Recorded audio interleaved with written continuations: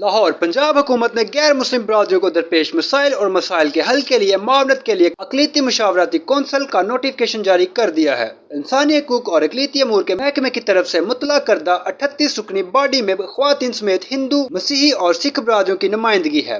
اراکین کی مدت 3 سال ہوگی جب تک کہ حکومت اسے پہلے تحلیل نہ کرے۔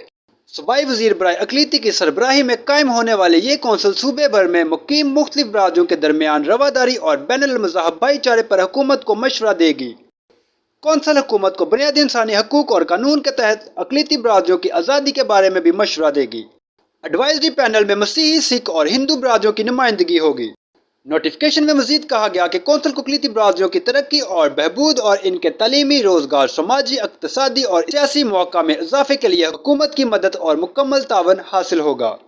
یہ ادارہ اقلیتی برادریوں کے معیار زندگی کو بہتر بنانے کے لیے ترقیاتی منصوبوں پر حکومت کو مشورہ بھی دے گا۔ نوٹیفکیشن میں کہا گیا کہ وزیر اعلیٰ کو کسی بھی رکن کی رکنیت معطل یا ختم کرنے یا چیئرمین، وائس چیئرمین اور کنوینر کو ان کے متعلقہ عہدوں سے کسی بھی وقت ہٹانے کا اختیار ہے۔ معلومات کا قابل اعتماد ذریعہ CRC جڑے رہیں CRC کے ساتھ۔